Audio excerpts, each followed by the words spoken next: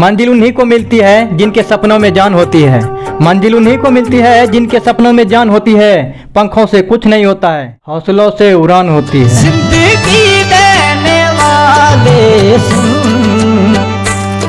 बनना है। और कल दिवाली है, कल दिवाली में बिजी हो जाते हैं। कल छठ है, छठ में कल मस्ती करें। कल दोस्त का फ्रेंड का बर्थडे है, उसमें बिजी हो जाते हैं। कल रक्षाबंधन है, उसमें बिजी हो जाते हैं। कुछ नहीं होगा दोस्त, अपने पढ़ाई के पीछे, अपने सपना के पीछे, अपने लक्ष्य के पीछे पागल होना पड़ेगा। टाइम पास करने से कुछ नहीं होगा दोस्त। किसी भी चीज़ को पाने के लिए पागल होना पड़ेगा। अगर आप एक अच्छे आदमी बनना चाहते हैं ना, तो उसके पीछे आपको पागल होना पड़ेगा। कितनों आदमी, पागल होने का मतलब ये है कि कितने गांव वाले, समाज वाले, घर वाले, रिश्ते वाले सभी आपको पागल बोलेंगे। समझ जाइए कि आप अपने मंजिल की ओर चल चुके हैं, कोई रोकने वाले नहीं है। आपको सभी लोग अच्छे बोलेंगे। समझ जाइए आप कुछ नहीं कर पाए, कुछ नहीं किए हैं। जिस दिन आपका विरोध स्टार्ट हो जाए, उसके बाद समझिए कि आप मंजिल की राह पकड़ चुके हैं। उसी में एक आ जाते हैं तितली और जिंदगी तबाह कर जाते हैं। एनसीईआरटी गणित क्लास 10 एक्सरसाइज 3.2 क्वेश्चन नंबर 6। एक रेखिक समीकरण 2x - 3y - 8 = 0 दी गई है। दो चरों में एक ऐसी और रेखिक समीकरण लिखिए ताकि प्राप्त युग्म का ज्यामितीय निरूपण, जैसा कि नंबर 1 प्रतिच्छेदी करती रेखा, ये समीकरण हम बता चुके हैं।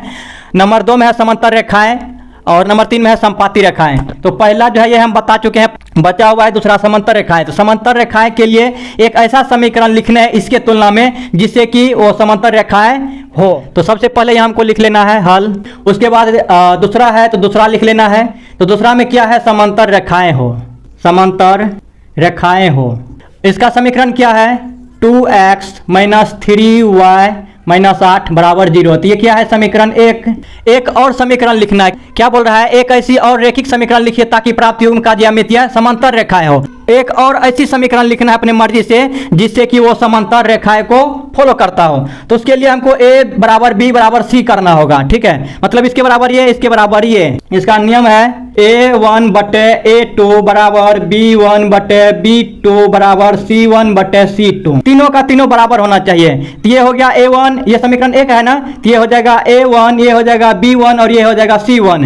तो a1 b1 c1 और एक ठोस समीकरण लिखेंगे अपना मर्जी से, समीकरण दूसरा उसके बराबर ये तीनों होना चाहिए। एक हो गया और दूसरा समीकरण क्या हो जाएगा, यहाँ 2 है, कुछ भी लिख सकते हैं। ठीक है, इसके जैसा ही सेम कर सकते हैं। तो हम क्या कर देंगे, 2 कटाएंगे तो हो जाएगा। तो यहाँ लिख लेंगे हम 4x, यहाँ 2 है तो यहाँ 4x दे देंगे, 2 दूनी 4 कट जाएगा।